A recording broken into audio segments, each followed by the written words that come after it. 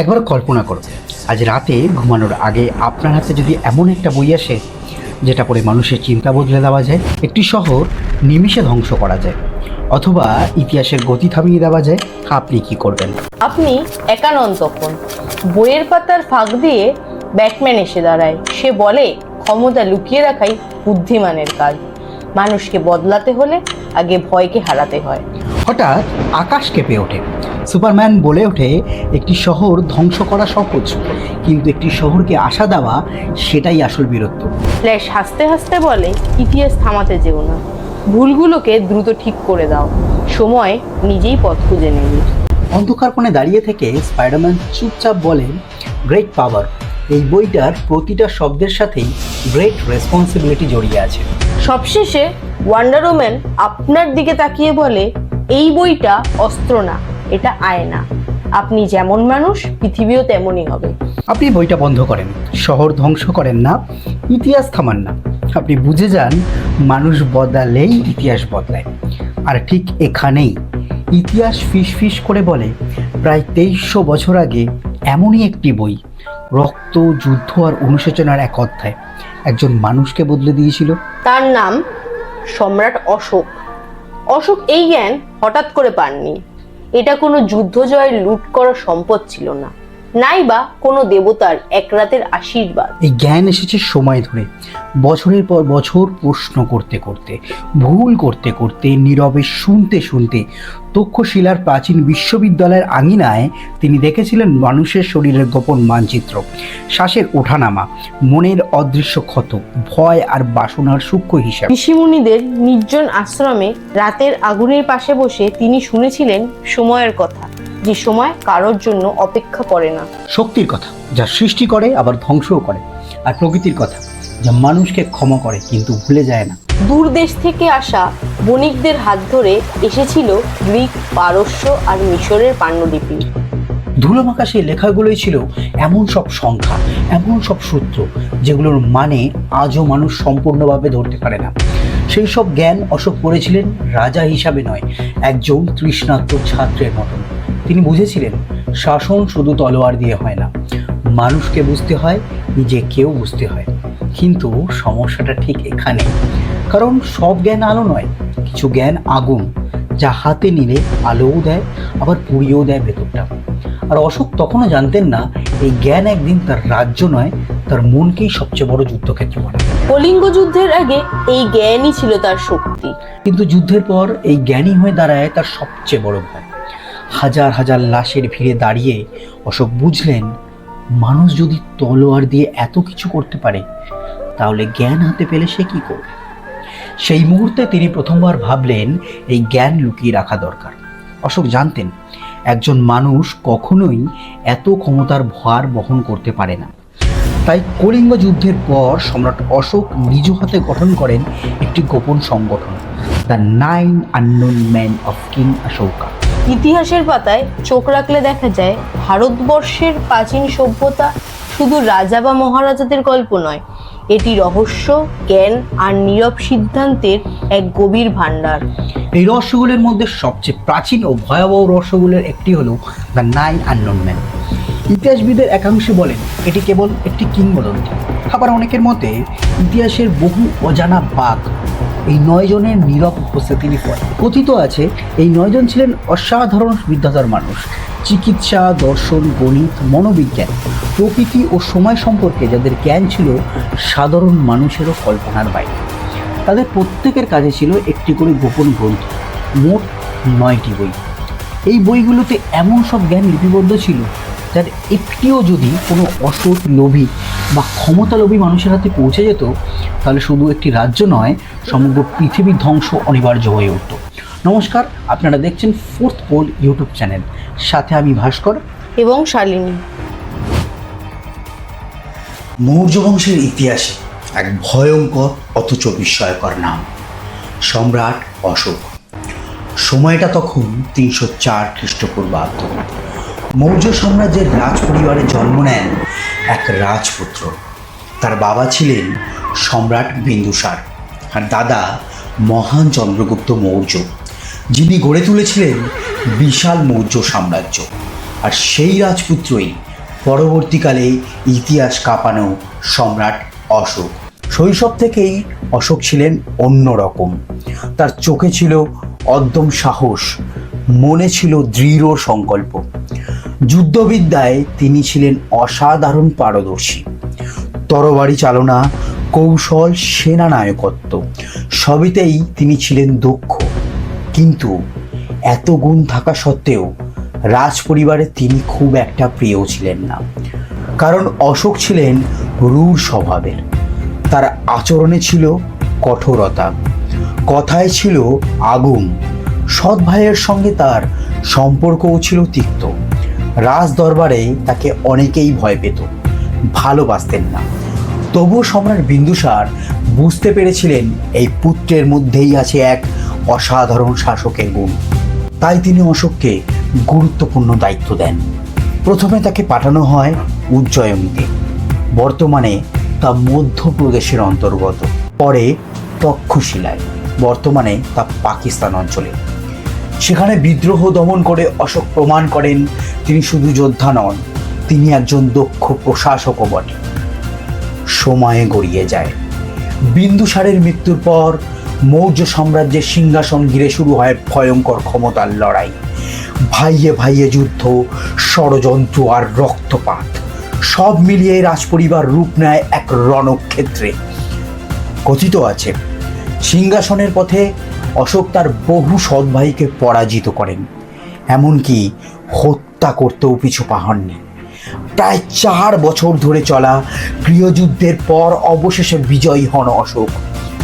সময়টা তখন 288 খ্রিস্টপূর্বাব্দ। তিনি মৌর্য সাম্রাজ্যের সম্রাট হিসাবে সিংহাসনে বসেন। এই সময় মানুষ তাকে ডাকত চণ্ডাশোক, অর্থাৎ নিষ্ঠুর, নির্মম, ভয়ঙ্কর অশোক। কিন্তু ইতিহাস এখানেই শেষ নয়। এই চণ্ডাশোকের জীবনেই অপেক্ষা করছিল এক ভয়াবহ যুদ্ধ, কলিঙ্গ যুদ্ধ। আর সেই যুদ্ধই বদলে দেবে তাকে চণ্ডাশোক থেকে ধর্মাশোকে।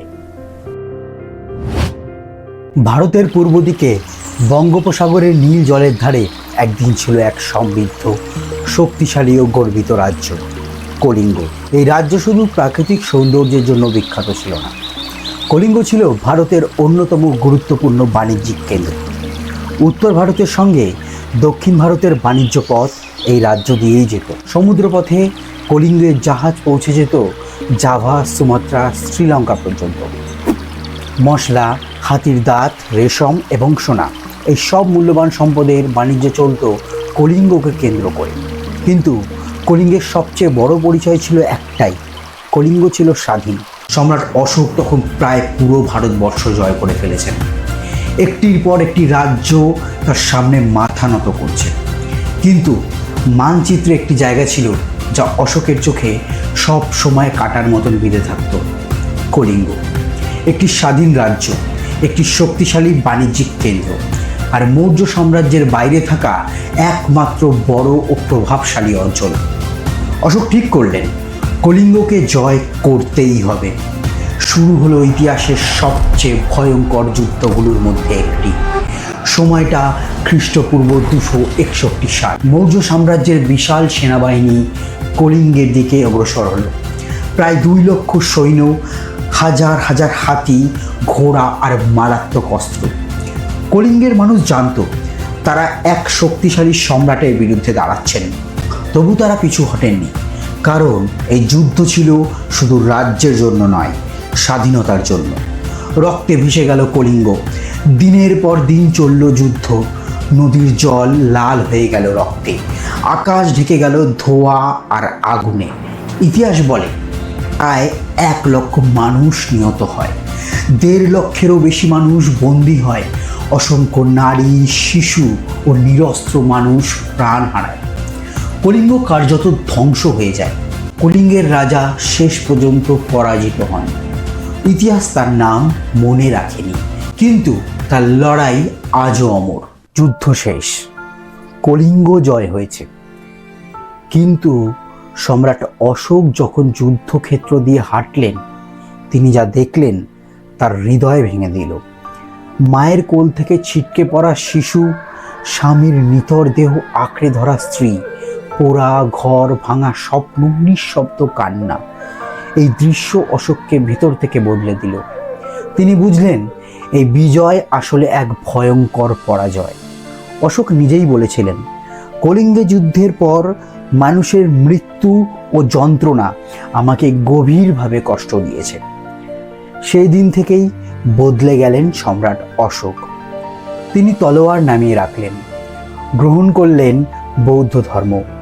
যুদ্ধের বদলে তিনি বেছে নিলেন অহিংসা, দয়া আর মানবতাকে। তিনি আর চণ্ডাশোক রইলেন না, হয়ে উঠলেন ধর্মাশোক।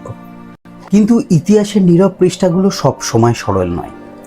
যে মানুষ অহিংসার পথে হাঁটলেন, তিনি কি নিজের অতীতকে পুরোপুরি ত্যাগ করেছিলেন, নাকি সেই অতীতেরই কিছু অংশ নীরবে রয়ে গিয়েছিল ভবিষ্যতের জন্য রক্ষার নামে, গোপনতার আড়ালে?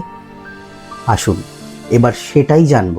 তৃতীয় অধ্যায় শুরুতেই বলে রাখি, এখানে ব্যবহৃত নাম সবটাই কাল্পনিক। ভিডিও বোঝার সুবিধার্থে এখানে ব্যবহার করা হয়েছে। সম্রাট অশোকের ছিল এক গোপন সংগঠন, 9 জন রহস্যময় সাধক। এই 9 জনের কাছেই সংরক্ষিত ছিল সম্রাট অশোকের অর্জিত মহাজ্ঞান, যা 9টি গ্রন্থের আকারে লুকিয়ে রাখা হয়েছিল। বলা হয় এই গ্রন্থগুলোর জ্ঞান যদি একবার প্রয়োগ করা যায়, তবে মুহূর্তের মধ্যেই পুরো পৃথিবী নাকি ধ্বংস হয়ে যেতে পারে। সেই কারণেই এই জ্ঞান সাধারণ মানুষের কাছ থেকে চিরকাল আড়াল করে রাখা হয়েছিল।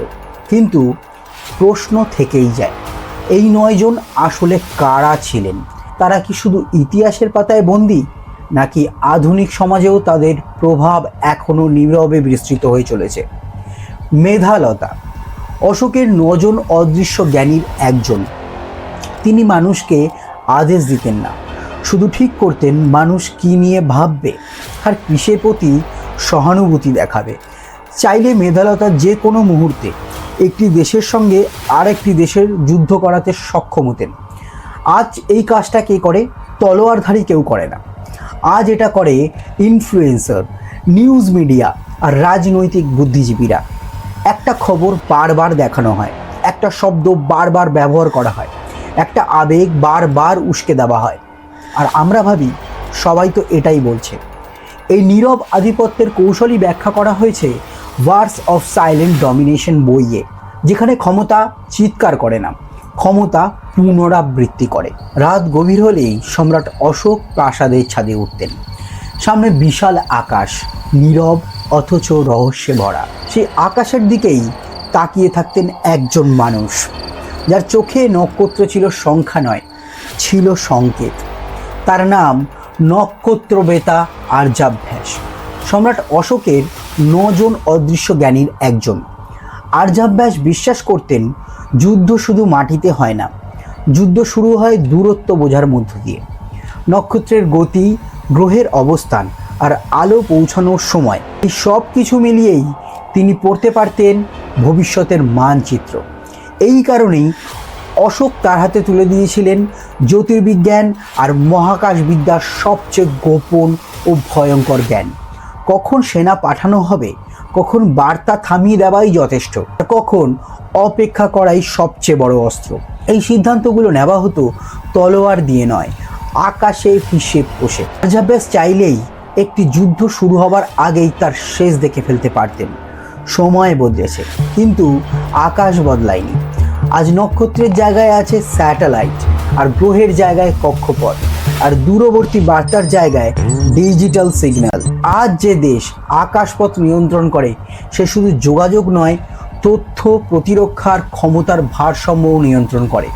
এই গোপন জ্ঞানের পথের কথাই বলা হয়েছে কোডেক্স অফ সেলেস্টিয়াল প্যাথ বইয়ে, যেখানে বলা হয় আকাশ শুধু দেখার জন্য নয়, আকাশ বোঝার জন্য। যে আকাশ বোঝে সে পৃথিবীকেও চালাতে পারে। ঋষিকা প্রাণেশ্বরী সম্রাট অশোকের 9 জন অদৃশ্য জ্ঞানীর একজন। তিনি মানব দেহকে শুধু অঙ্গ প্রত্যঙ্গের সমষ্টি হিসাবে দেখতেন না, তিনি পড়তে পারতেন নাড়ির সিগন্যাল, বুঝতে পারতেন নিঃশ্বাসের প্যাটার্ন, আর চিনতেন সেই সূক্ষ্ম সীমারেখা যেখানেই জীবন আর মৃত্যু একে অপরকে ছুঁয়ে যায়। ঋষিকা প্রাণেশ্বরী জানতেন এই সব রোগ একরকম নয়। কিছু রোগ জন্মায় রক্তে, কিছু বাতাসে, আর কিছু জন্ম নেয় মানুষের ভেতরের ভাঙন থেকে।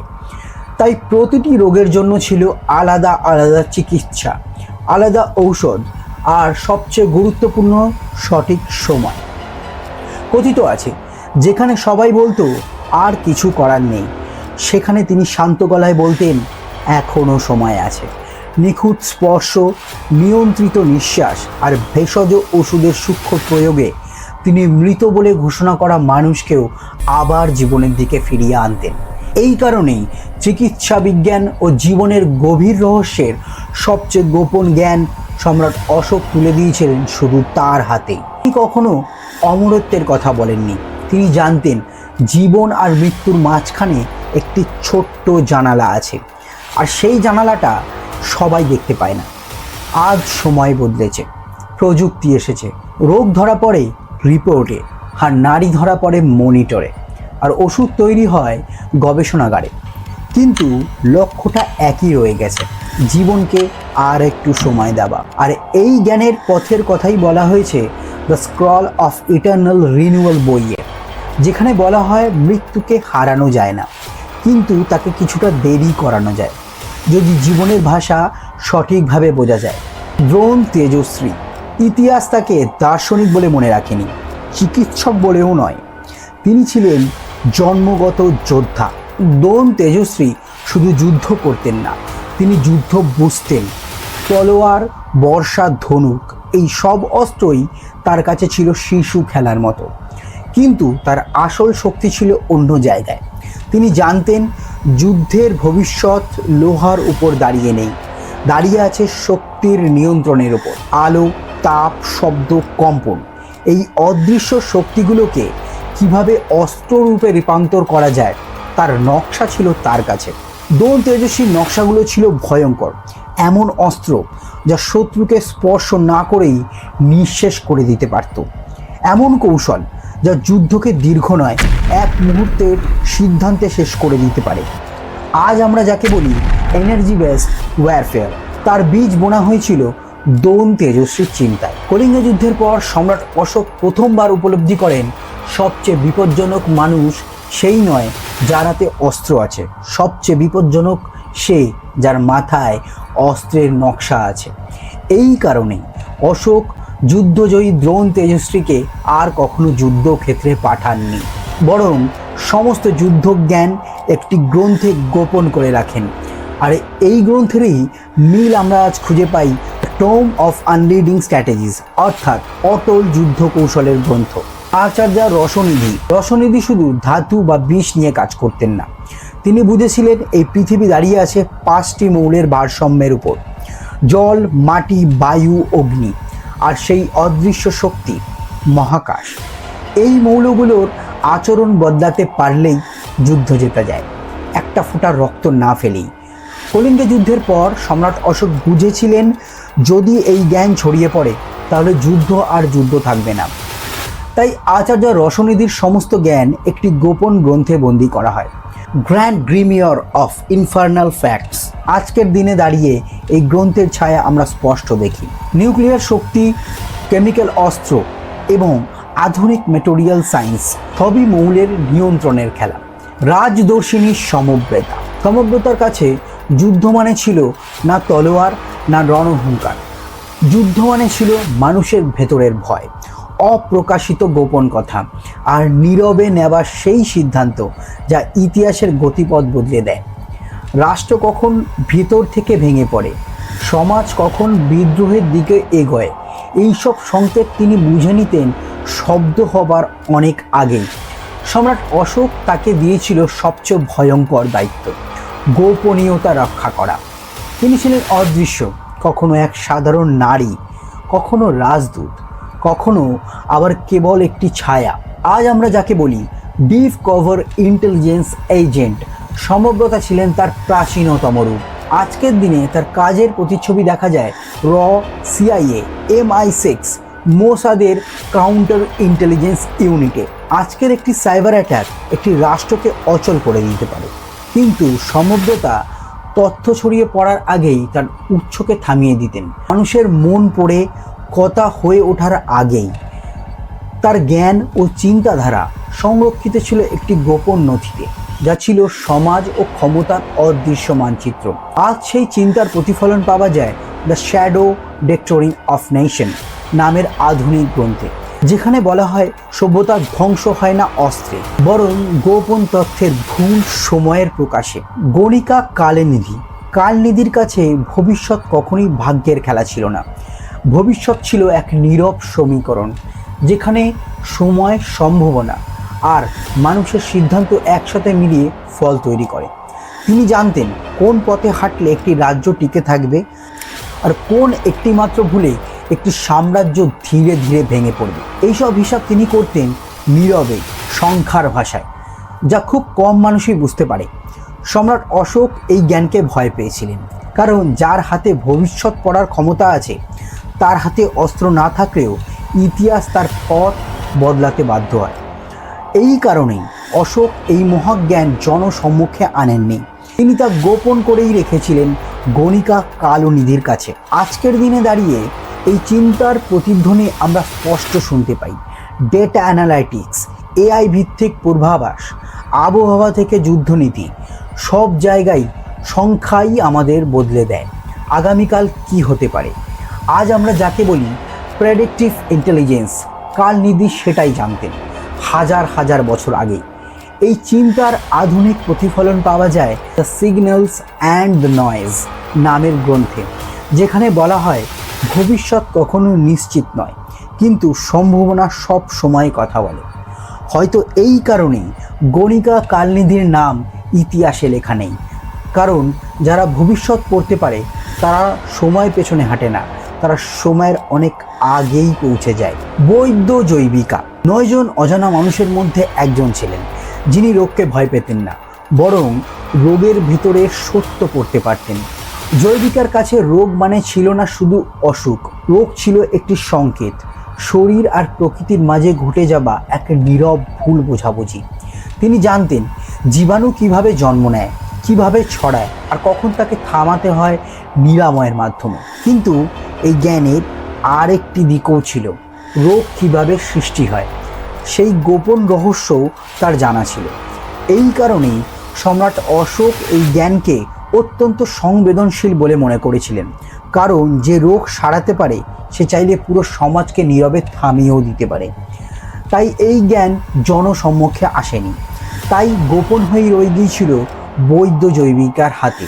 আজকের দিনে দাঁড়িয়ে এই চিন্তার প্রতিচ্ছবি আমরা দেখি ভাইরোলজি, ভ্যাকসিন গবেষণা, ডিজিজ কন্ট্রোল আর বায়োলজিক্যাল সিকিউরিটিতে। আজ আমরা যাকে বলি পাবলিক হেলথ সায়েন্স, তখন তা ছিল নিষিদ্ধ জ্ঞান। এই ভাবনার আধুনিক প্রতিফলন পাওয়া যায় স্পিল ওভার নামের গ্রন্থে, যেখানে বলা হয় রোগ শুধু প্রকৃতির নয়, মানুষের আচরণেরও ফল। মুনি গুরুভার 9 জন অজানা মানুষের মধ্যে একজন ছিলেন, যিনি আকাশকে স্বপ্ন হিসাবে দেখেননি। আকাশ ছিল তার গণনার ফল, তার মধ্যে লুকোনো নিয়ম, ভারসাম্য আর শক্তির হিসাব।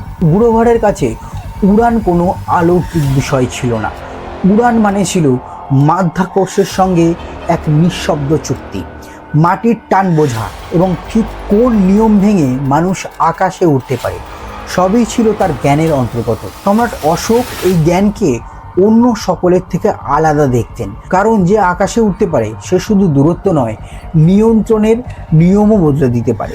আজকের দিনে দাঁড়িয়ে এই চিন্তার ছায়া আমরা স্পষ্ট দেখি। বিমান, ড্রোন, স্যাটেলাইট, মহাকাশ গবেষণা সবেখানেই গুরুভারের ভাবনা বর্তমান। আজ আমরা যাকে বলি অ্যারোস্পেস ইঞ্জিনিয়ারিং, এই আধুনিক প্রতিফলন পাওয়া যায় দ্য রাইট স্টাফ নামের গ্রন্থে। হয়তো এই কারণেই তাদের নাম ইতিহাসে লেখা নেই, কারণ যদি এই 9 জনের কোনো একটিমাত্র জ্ঞানও ক্ষমতার লোভে অন্ধ কোনো মানুষের হাতে পড়তো, তাহলে সে নিজেকেই ঈশ্বর ভেবে বসত, আর এই পৃথিবী ধ্বংসের পথে এগিয়ে যেত। আপনার কি মনে হয়, তারা কি ইতিহাসে হারিয়ে গেছে, নাকি এখনও আমাদের চারিপাশেই আছে? ভালো থাকবেন, সুস্থ থাকবেন, দেখা হবে পরের ভিডিওতে।